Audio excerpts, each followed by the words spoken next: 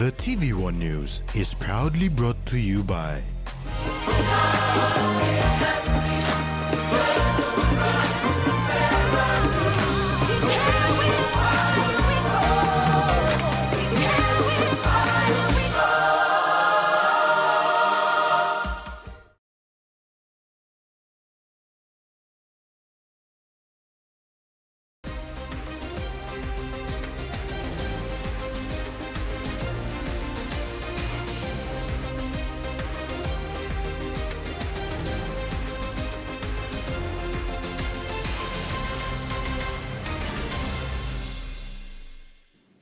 Hello, this is TV1 News. I'm Rex Litter.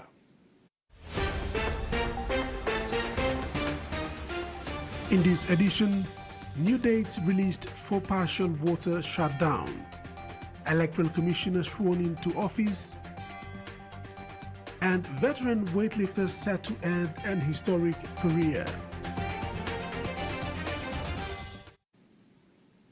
A partial shutdown of Port Moresby's water supply will now go ahead on the weekend of August 14th after the National Court granted interim orders allowing Water PNG to access and repair a major pipeline supply in the city.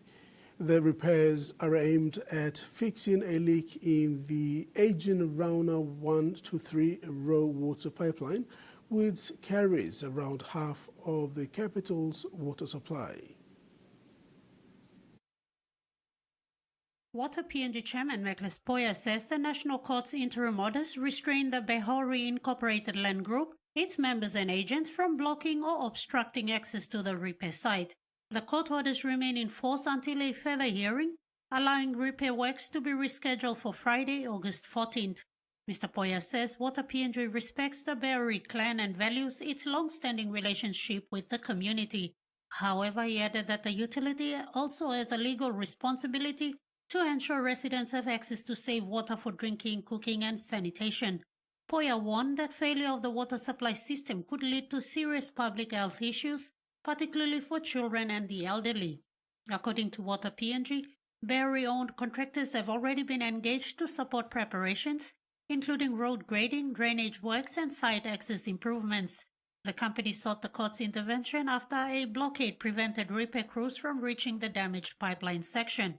Chief Executive Officer of Water PNG, James Young, says the partial shutdown will begin at 10 p.m. on Friday, August 14th, and is expected to conclude at 3 a.m. on Sunday, August 16th. Water supply will then be progressively restored as the pipeline is safely refilled. He says this is not a complete shutdown, but water availability across the city will be reduced by around 50% while repairs are underway.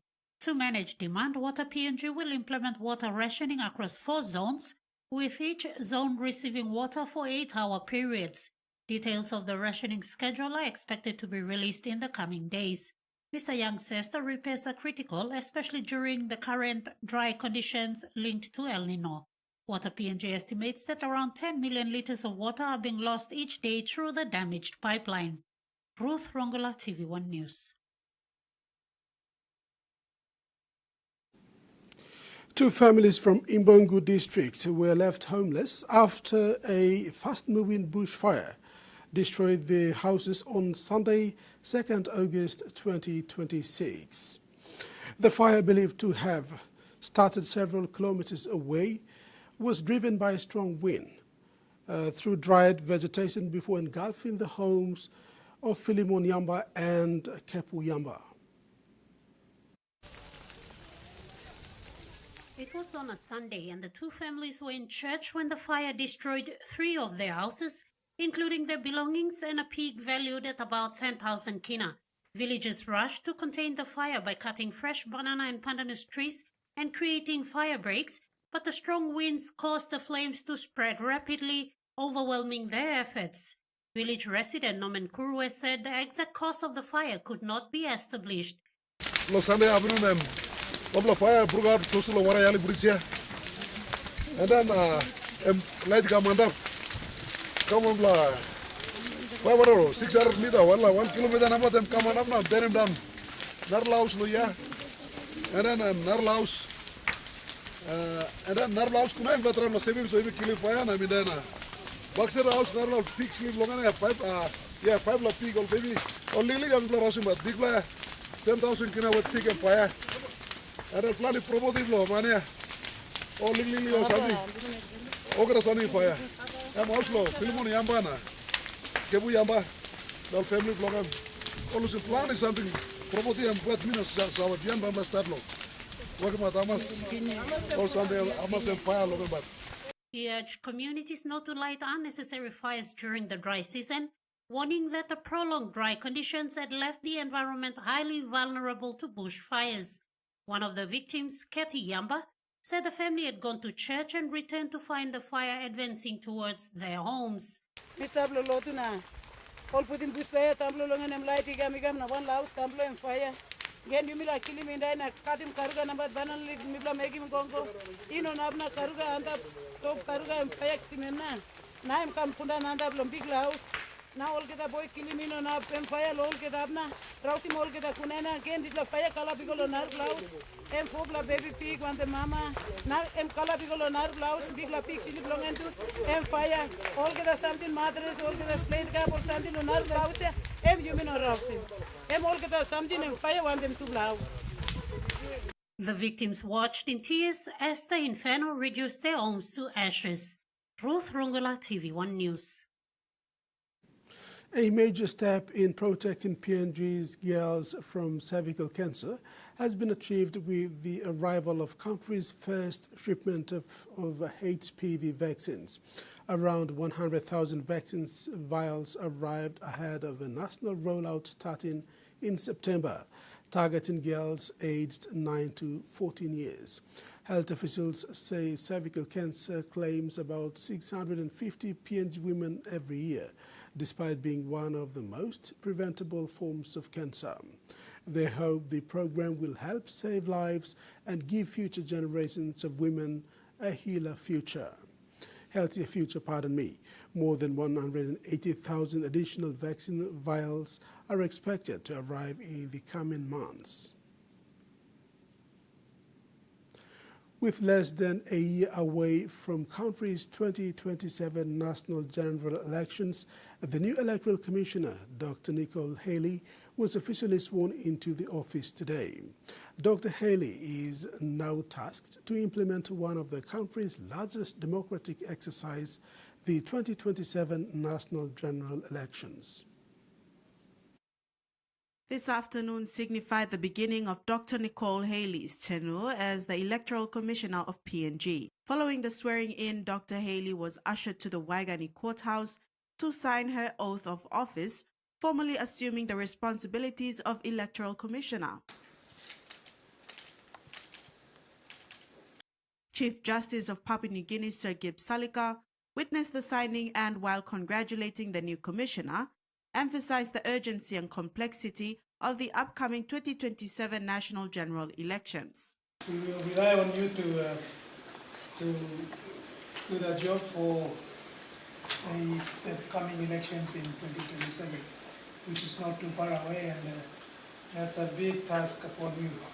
You are prepared for that, and I'm sure you will handle it in your, with of course the officers that are here. Officers that are here, please assist the new Electoral Commissioner in a role for the preparation for 2027 national general elections. So you will have a big task ahead of you, and I can only wish you luck from here on. That may you and your staff, the Electoral Commission staff, do the best efforts you can to prepare for the election, 2027 elections, which are really already upon us. And so you've got no time to lose now. You'll have to prepare yourself for that and move on in life. Thank you. Wish you good luck. The new commissioner addressed the media briefly following her assumption to the role.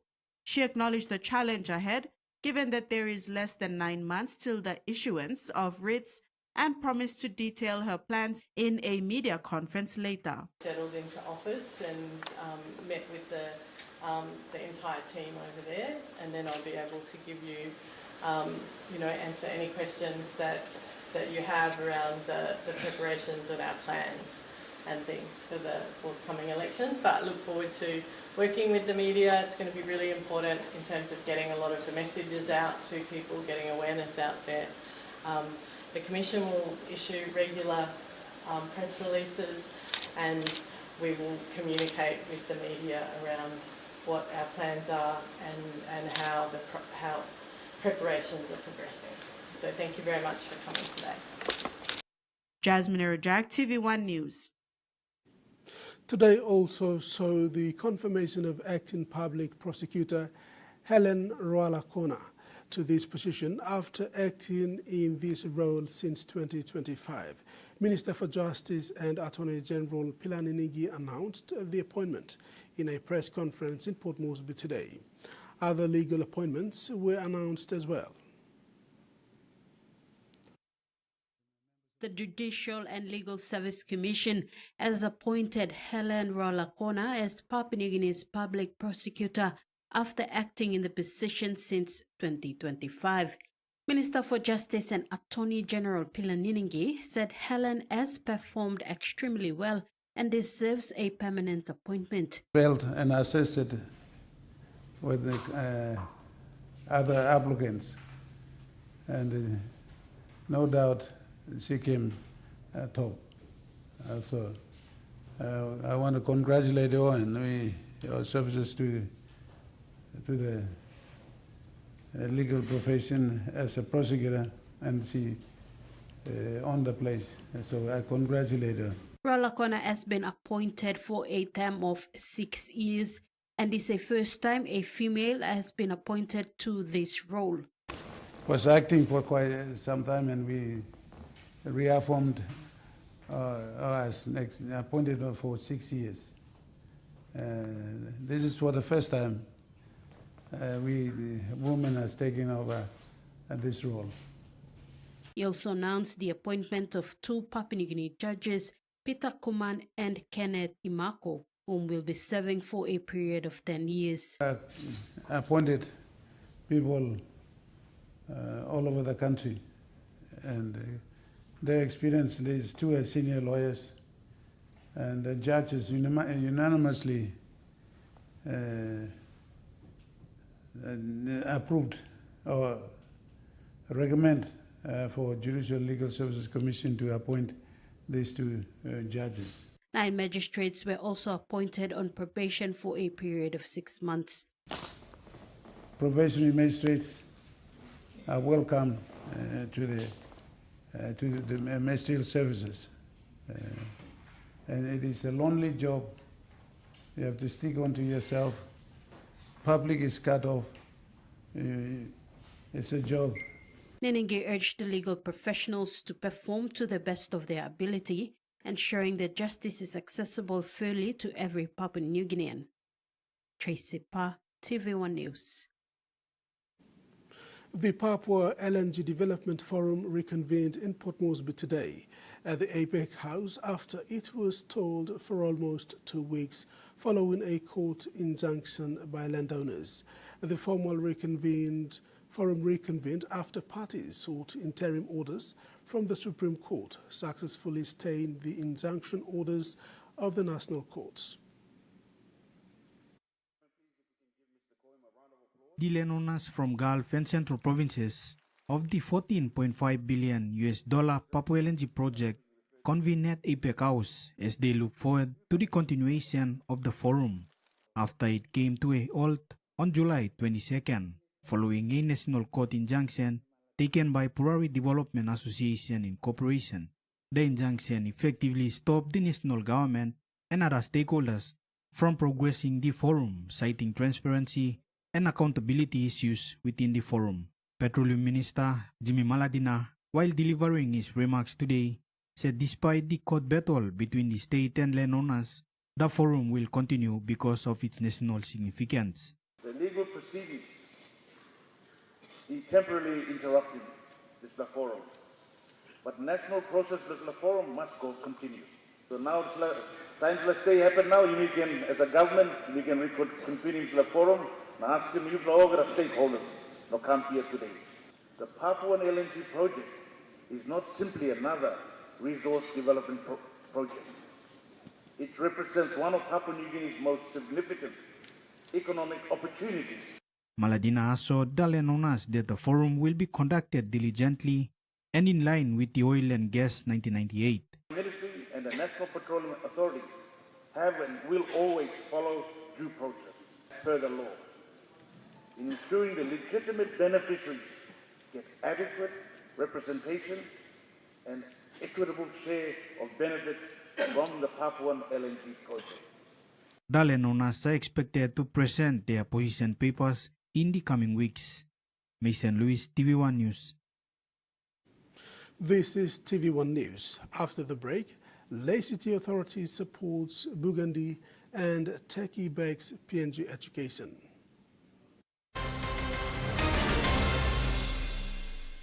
Banking doesn't have to be complicated. With PSP's One Talk Wallet, control your money wherever, whenever. Dial *131#, enter your PIN, select cash in or out, and generate a secure code to withdraw cash. It's the only wallet for cardless ATM withdrawals. Send and receive funds, pay for goods and bills, or withdraw cash with ease. All with PSP's One Talk Wallet. PSP's One Talk Wallet. Money made easy. Dial *131# today.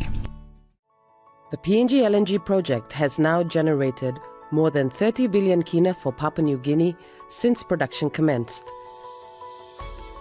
Nearly half of this amount has been paid as tax. Equity distributions are paid to KPHL and MRDC based on the interest they hold. Tax is paid to the IRC, while development levies and royalties are paid to DPE.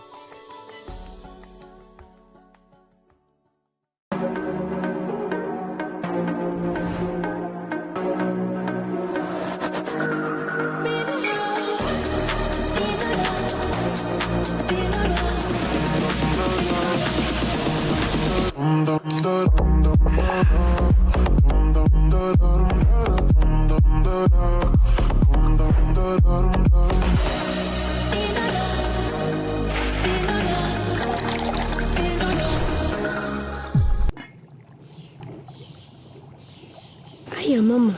You wait then, but me add him special flavor. Put in more flavor, put in more taste. Magic kakaru, get up a big smile on face. Time cooking chicken, a great kumutu. Sip, sip, na mumu, yes, magic on you. Maggi, PNG and Mia. Find PNG made. You have to meet my best friend. She's the sweetest. Hey, check out my hair. Which one? The one on your head or the one in the sink? Relax. Next time, just use the Mega Growth Anti-Damage Relaxer. It's infused with wonder oils and conditioning proteins for visibly less hair breakage after retouching. Now your hair looks great. Thank you. Mega Growth Anti-Damage No Light Cream Relaxer for visibly less hair breakage after retouching.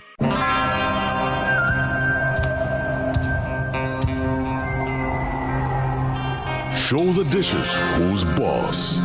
Fight mess with Axion, the tough grease stripper. 100% effective at doing the dirty work. The triple active power breaks down tough grease, and its antibacterial formula leaves dishes squeaky clean. Get tough on grease. Get Axion.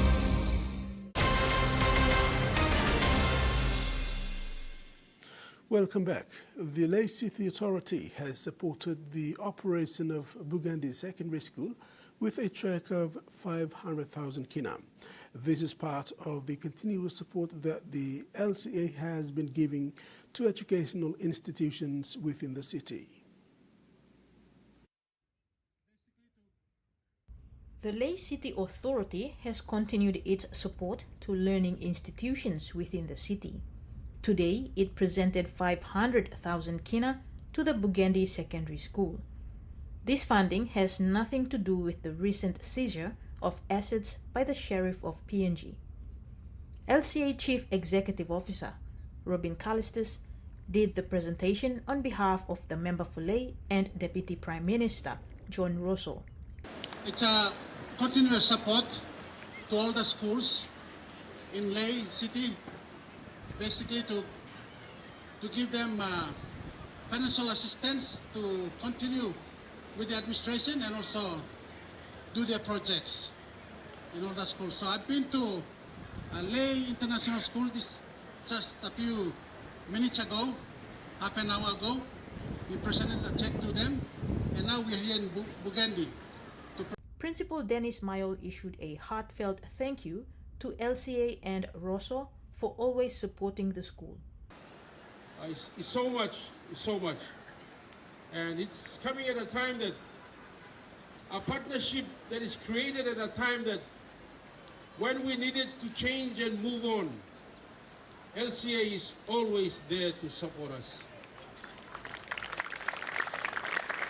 We started off with the buildings, and as you can see, we are down to grade 9, which is completed, awaiting the official opening of that. So, something like a big blessing put on Lomi Blana.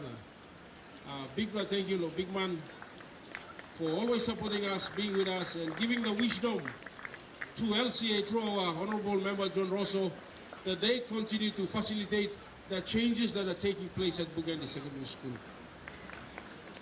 Aside from the funding, LCA has facilitated the delivery of 1,500 chairs and tables to furnish the 3 new classrooms. A presentation of the new classroom furniture is expected next week. Kamala Guare, TVWAN News, Leh. The Papua New Guinea Defence Force has strengthened its intelligence capability with the graduation of 30 intelligence operators following a 3-week training course conducted under the Defence Cooperation Programme between Papua New Guinea and Australia. The course focused on intelligence collection, analysis and reporting skills to support decision-making within the PNG Defence Force. PNG Defence Force Chief of Defence Intelligence, Colonel John Manwai, congratulated the graduates, saying their commitment and professionalism would help strengthen the force's operational capability. The training is part of ongoing defence cooperation between Papua New Guinea and Australia, aimed at building the capacity of PNGDF personnel. Turkey has expressed interest in supporting Papua New Guinea's education sector, particularly in technical and vocational education and training, as it prepares to establish a permanent embassy in the country next year. Turkey's ambassador to PNG, Beljan Uskan, led a delegation to the Department of Education this week to discuss possible areas of cooperation between the two countries. The ambassador said Turkey is keen to share its education experience and support PNG's human resource development goals. Education Minister Francis Kikin Sione and Education Secretary Dr. Uke Kombra outlined the government's priorities, including improving access to quality education and strengthening workforce skills. Representatives from the Turkish Cooperation and Coordination Agency, known as Dika, also discussed opportunities to support education projects and vocational training initiatives. Siune identified technical and vocational colleges as a key area where collaboration could deliver practical benefits for young Papua New Guineans. Both sides agreed to continue discussions and explore education projects aimed at strengthening skills development and scholarship opportunities. Turkey is expected to open a permanent embassy in Papua New Guinea in 2027. Mason Lewis, TV1 News. Police operations along the Okuk Highway between Goroka and Kundiawa received a major boost with the official opening of the new look Asaro Police Station yesterday. The Asaro Police Station, first built in the early 60s, was demolished and rebuilt by the Constabulary through the Special Police Assistance Program. Chief of Police for the Northern Division, Commander Peter Guinea, said the new station will inspire members of the RPNGC to build more efforts into their roles and responsibilities in the fight against crime. More importantly, the RPNGC's overall intent to maintain the security and safety of residents in Daulo and more so the thousands of commuters who travel along the Highlands Highway daily. Miss Bird of Paradise PNG founder and chairlady Anna Baez announced plans to potentially introduce a Miss Bird of Paradise for males in the future as part of the organization's ongoing national expansion and growth. She announced this yesterday during the announcement of MBOP's inaugural talent and fashion show this Saturday, and the strategic decision to move the pageant ceremony to Western Highlands Province this year. Definitely. We've been asked that a lot, for Mr. Papua New Guinea. But we said, let us start and get it off the ground with Miss PNG, and you will see we're going to bring in a Miss Papua New Guinea, for the country, for the country. We don't want to do it like a Mr. Papua New Guinea. He's got to be a role model. He's got to be an advocate to addressing gender-based violence. He's got to be way more than that. So our discussion and our thinking around the Mr. PNG is there, and when the time comes, we will make an announcement like this. Yeah. So all you men out there, get ready. Get ready. We need to showcase role models in this country. And now the finance report. The kina closed lower at $0.2266 in the interbank market. At Bank South Pacific, our kina was buying $0.2191, $0.3069 Australian dollars, 0.1816 euro, and 34.29 Japanese yen. Looking at commodity prices at New York close, oil closed higher, except crude oil closed lower and palm oil closed the day unchanged. And on the stock market, the Dow Jones closed higher, ASX closed higher, and all ordinaries closed higher as well. TV1 News continues when we come back. Stay with us. For too long, banking has felt out of reach for many. But now, PSP's One-Took Wallet is here to change that. Send and receive money, pay bills, and top up. It's your money, wherever, whenever. Because at PSP, we are committed to improving how our customers connect to our One-Talks, to our family, to the ones we love. PSP's One-Took Wallet. Money made easy. Dial *131# for everyone. You sabe tu awesome condom and one way where you can abrusim seek HIV, STI na unplanned pregnancy? Tingim, use him condom long right way. Stop safe na look out him you yet. Use him condom all get a time. Suppose you no save long HIV status long partner blog you, or suppose you got plenty partner. Use him condom good all get a time. Long haborusim seek HIV, STI na unplanned pregnancies. Use him condom banisim you yet na future blog you. This platok save ikam long National AIDS Council Secretariat.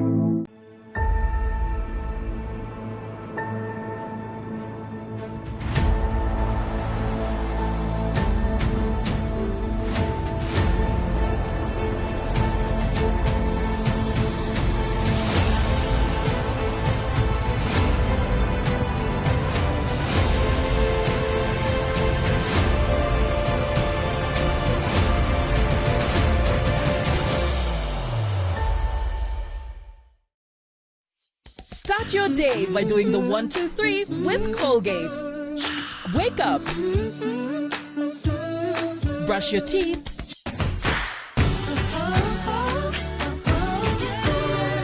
And smile.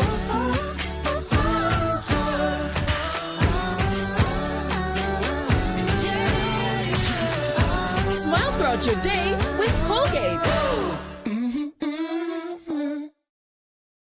Ready for the world, so is your Teaser Visa card. Visa keeps you moving wherever you go, Papua New Guinea or abroad. Seamlessly pay for travel, dining, online shopping. Easily access your funds and instantly track your expenses. Every tap comes with security, trust, and peace of mind. Unlock the world of possibilities. And it all starts with the new Teaser Visa card.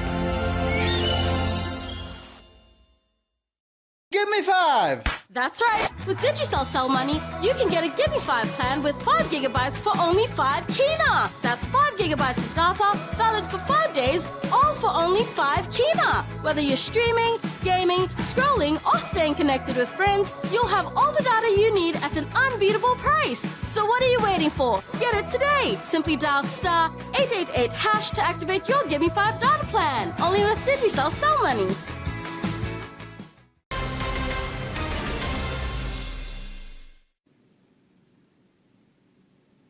Thanks for staying with us. Turning abroad, a mass funeral has been held in Gaza for more than 100 Palestinians who were killed in an Israeli strike nearly 3 years ago. A recovery team spent 17 days painstakingly combing through a rubble so the victims, including more than 40 children, could be laid to rest.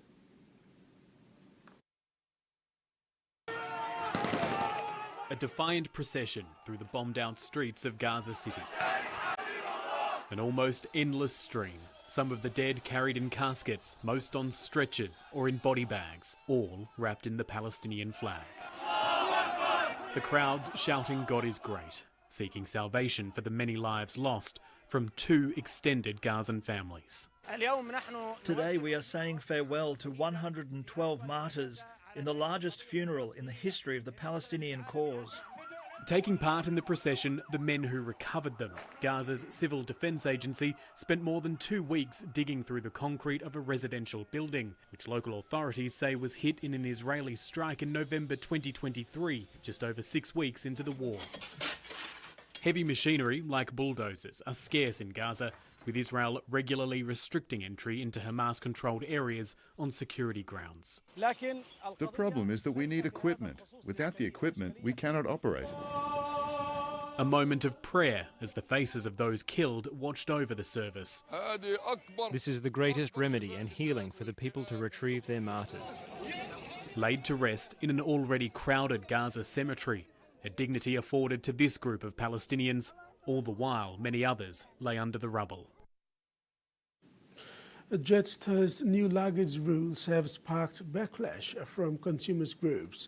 From February, passengers wanting to store a bag in the overhead lockers will have to pay at least $25 for what's being called priority carry-on. The airline says the changes will reduce boarding delays, but critics say it's another hit to thousands' budget. Jetstar's plan to charge for overhead locker space wasn't getting a smooth landing with passengers this morning. Getting charged to do overhead is just ridiculous. I think they shouldn't do that. You have enough trouble with the airline service as it is.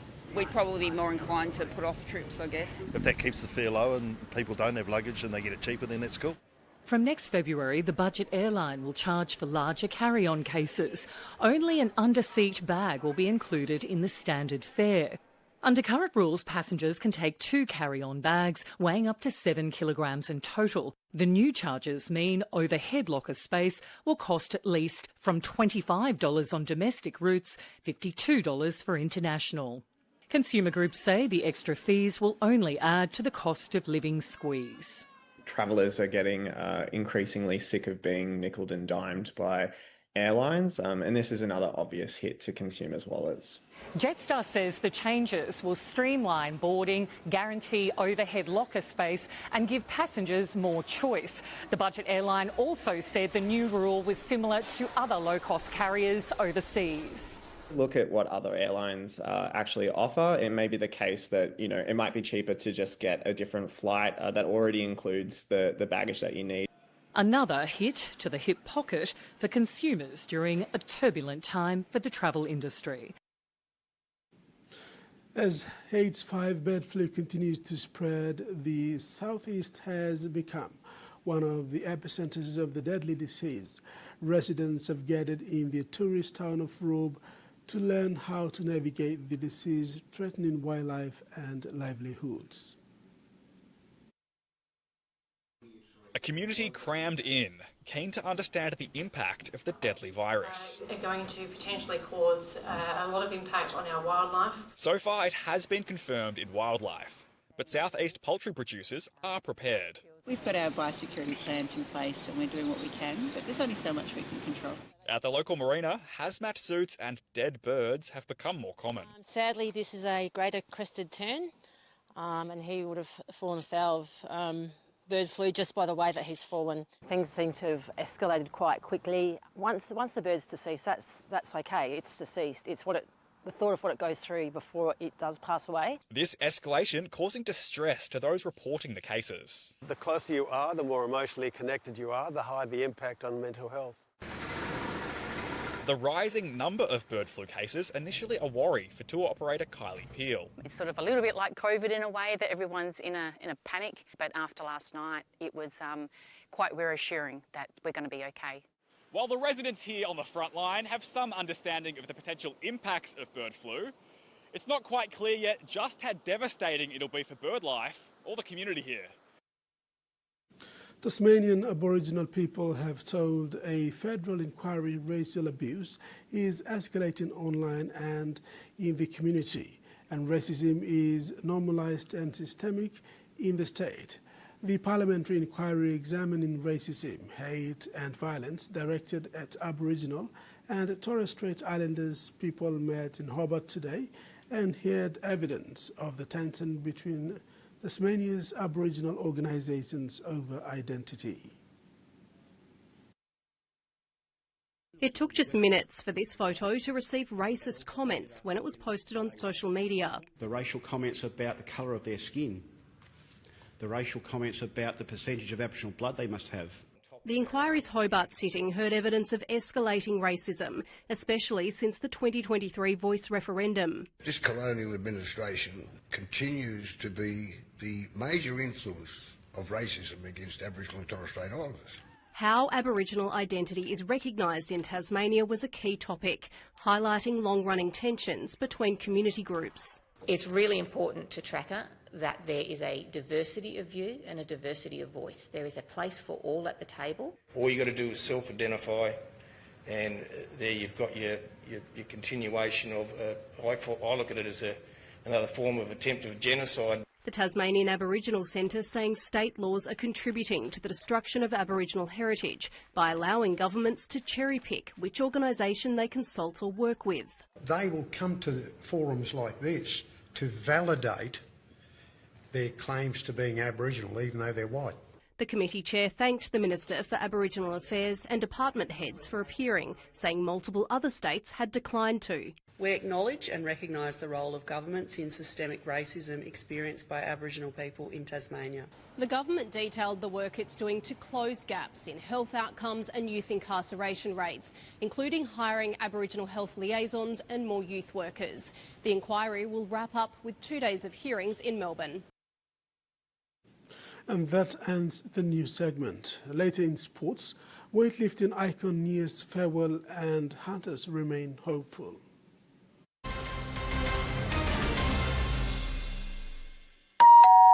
Guest! Oh no! And the bathroom smells like this! A fancy hand wash, come to the front! Loofah older than Uncle Foofa, please hide behind! Last year's face wash, time to cover your face! You can hide all that junk, sure, but how will you hide the smell anymore? Godrej Air Pocket! Wow!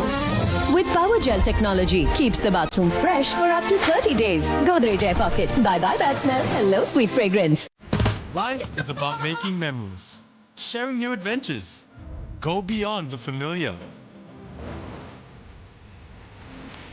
Don't let bacteria hold you back from experiencing the world.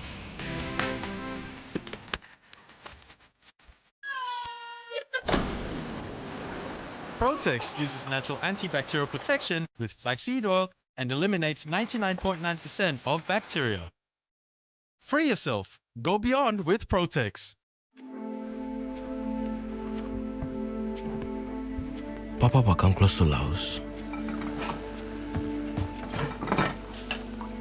Kaya no ready Mak blem pelatia. Mam's too glorasta. Suppose I'm not ready. Ayo.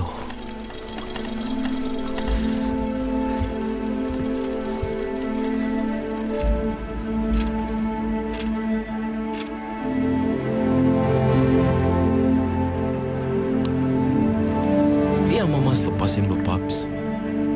I'm sure I'm way beli email kita.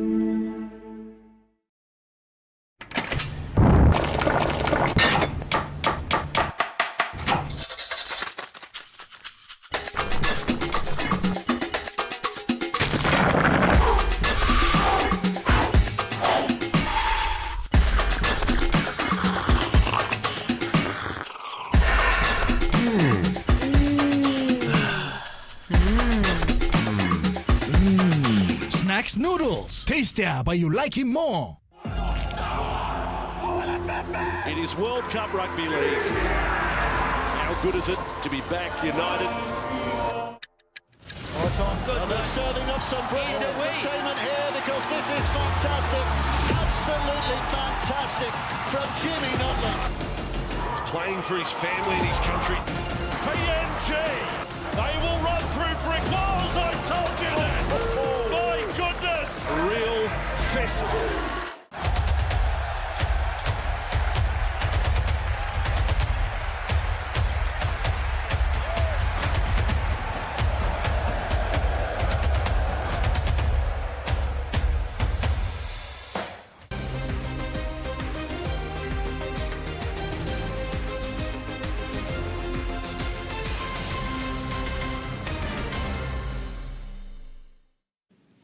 Welcome back. A well-decorated representative career of one of Papua New Guinea's most prominent athletes is all but set to come to an end with the 2026 Glasgow Commonwealth Games. Team PNG's chief demission to Glasgow Commonwealth Games, Elaine Iorive, indicated that the Games was expected to mark the final Commonwealth Games appearance for veteran weightlifter Dika Toua. Dika Toua burst onto the international stage as a 16-year-old when she represented Papua New Guinea at the 2000 Sydney Olympic Games in Australia. She had won numerous medals for Papua New Guinea at both regional and international competitions over a career spanning more than 2 decades. Toua also made history as the first Papua New Guinean athlete to compete at 5 different Olympic Games. Her best Olympic performance came at the 2004 Athens Olympics, where she finished in 6th place. Following the 2026 Glasgow Commonwealth Games, Chief Demission Elaine Iorive said Toua is nearing the end of her distinguished representative career. I think she will be still, she's open to participating in future events, but the Commonwealth Games may be her last. We just don't know. At the Glasgow Games, Toua represented Papua New Guinea in the women's weightlifting competition. She made 3 attempts but was unable to register a successful lift, finishing with no lift. Although her Olympic and Commonwealth Games career is expected to come to an end, Toua is likely to continue competing at the PNG Games and other regional tournaments as an athlete and official. Of course, we've got the Pacific Games and the Olympic Games coming up, so most likely she'll be vying for those and training for those. Regardless of her result at Glasgow Commonwealth Games, Dika Toua will be remembered as one of Papua New Guinea's greatest female athletes. Her achievements, longevity, and commitment to representing the country on the international stage have cemented her legacy as one of Papua New Guinea's sporting icons. A win is still within reach for the struggling PNG Hunters as they look to finish their 2026 QRL Host Plus Cup season on a positive note. With 4 rounds remaining, the PNG Hunters will face the Redcliffe Dolphins this Saturday at the Santos National Football Stadium, Port Moresby. It will be the first of 2 remaining home games this season. Hunters assistant coach Enoch Maki said despite the team's struggles this year, the playing group remains connected and determined to finish the season strongly. We know the season hasn't been good for us, but it doesn't change anything for us. Same preparation, same mentality, everything's just the same. So looking forward for the game on the weekend. Providing an update on the team's lineup for Saturday's round 19 clash, Maki said the return of several players from injury would provide a major boost. Miles is back from injury. Joel is back from injury as well. We have Sil Namo, Sil Carlo coming back from injury, and Josmire. For the last 2 weeks, we had off. It helped us a lot. We had a lot of injuries, so the boys had time to do their rehab and prepare themselves well to get back on the field. That's why we had 6 boys coming back. But mentally, nothing changes for us. We just have to work hard. That's the message we've been telling the boys. Speaking about the team's goal for the remainder of the season, Maki said the focus is on working hard and producing positive results in the final 4 games. Our goal is to just work hard and hopefully we get some good positive results. Like 4 games, we're working hard to get a win. Maki added that the bye over the last 2 weeks had been a blessing in disguise, allowing several players to recover from niggling injuries while giving the team an opportunity to refresh and reset for the 4 remaining matches. Terry Longwood, TVWAN Sports. The PNG Hunters will be trialling a centralized video referee or bunker system for their last 2 remaining home games at the Santos National Football Stadium, becoming the first Host Plus Cup club to test this technology to review on-field try decisions before goal kicks.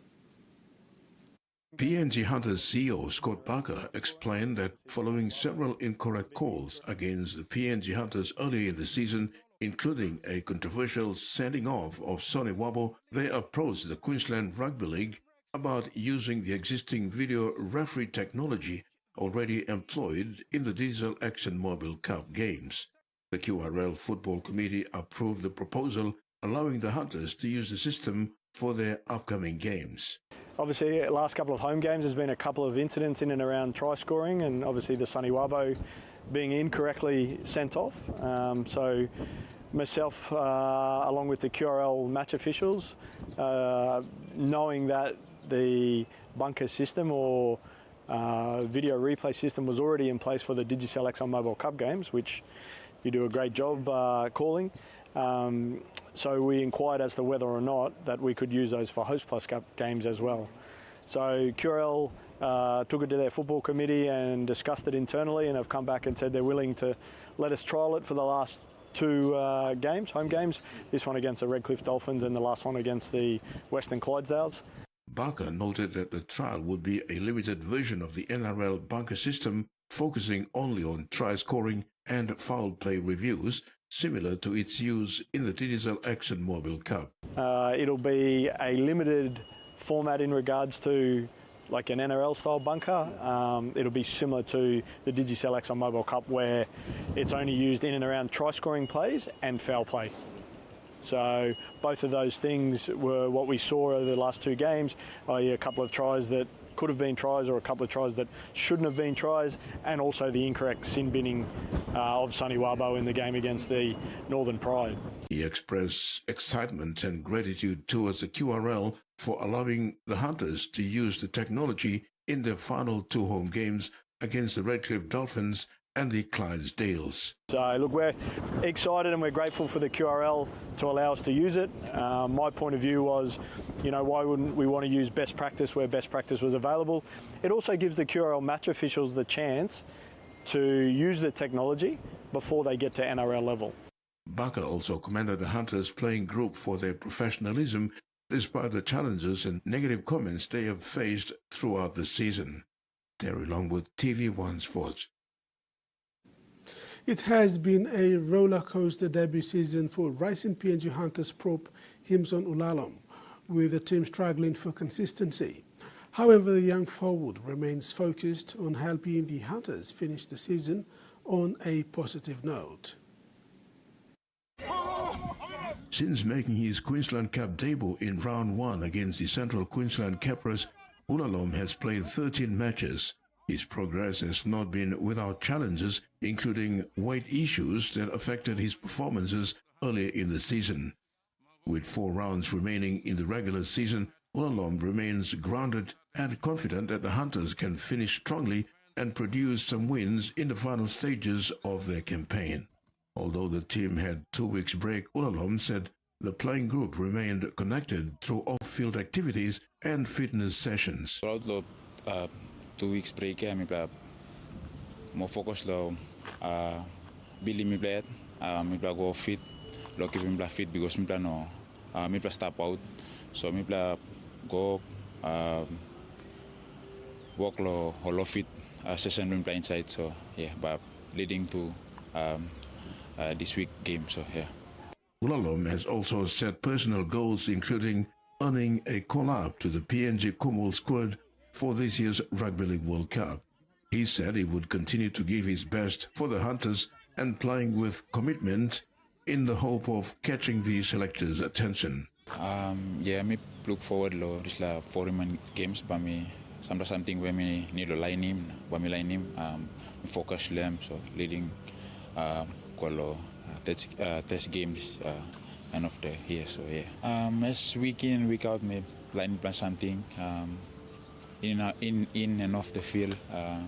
Me try to focus on something where I contribute to the game to me, so yeah, me work hard every week, getting better game to me, so yeah. The young prop also paid tribute to his idol and current Kumul forward Epel Capinias, whom he credits for inspiring his rugby league journey. Epel Capinias, as a big brother, I look upon them. I started from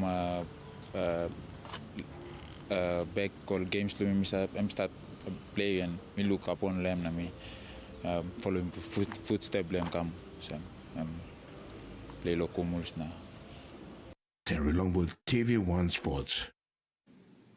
4 Lay City FC players are experiencing their first overseas trip as the club heads to Fiji for the 2026 OFC Men's Champions League.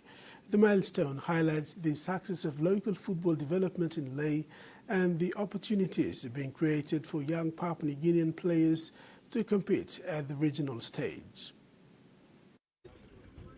Goalkeeper Kayoka Gilinde, Timothy Bogan and Leonard Mosi Bia.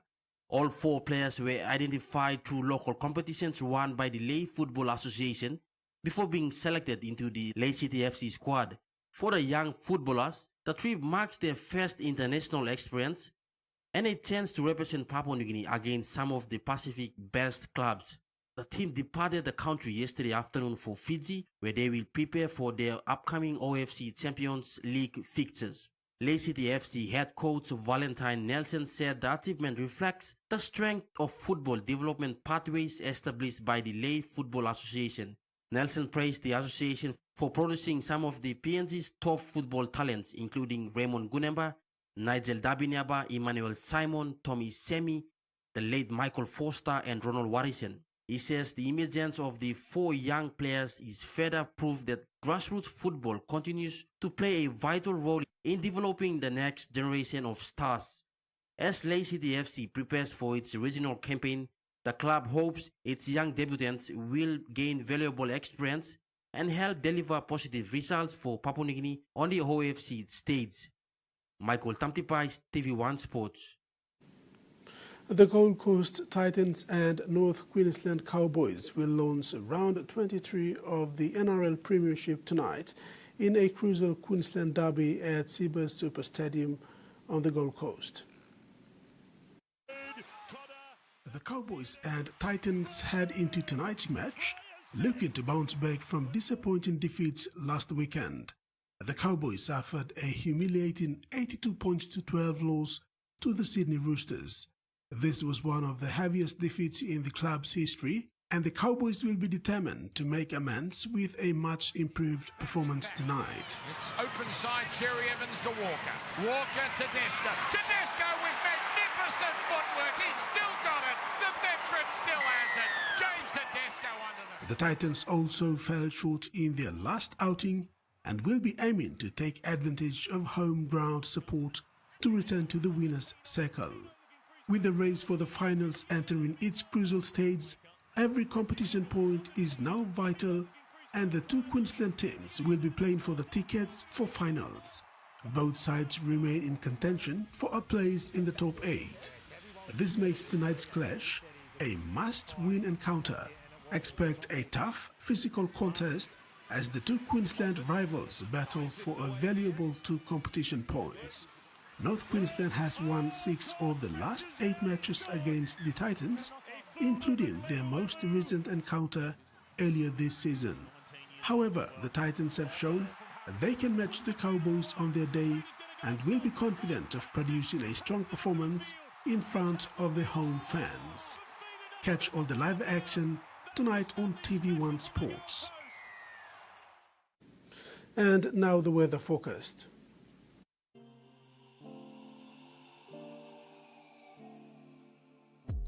In regional forecast, southern Port Moresby and Daru partly cloudy skies, Papaneta mostly clear skies, Mamase Lay partly cloudy, Madang mostly clear skies, Nikini Islands, Hokoporabaul cloudy periods with some showers, Kimbe partly cloudy periods, and Highlands region Mediterranean Wabeg cloudy periods with few showers in the afternoon and evening.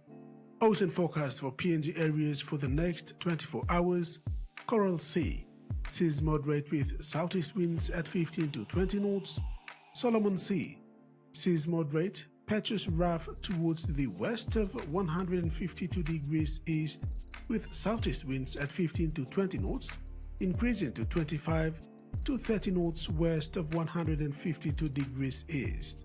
Bismarck Sea, seas moderate to patches rough with southeast winds at 15 to 20 knots, reaching 25 knots at times with gusts.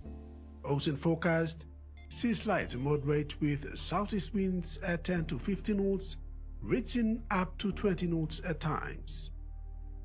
And coastal waters forecast, waters west of Cape Vogel to Huon Gulf to Finstaffen, seas 0.3 to 1.5 meters, rising to 2 meters at times. Waters of East New Britain and New Ireland, seas 1 to 1.5 meters, rising to 2 to 2.5 meters at times.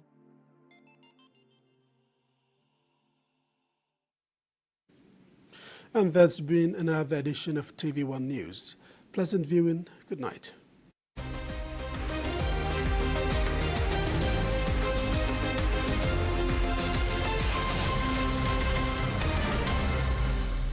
The TV1 News was proudly brought to you by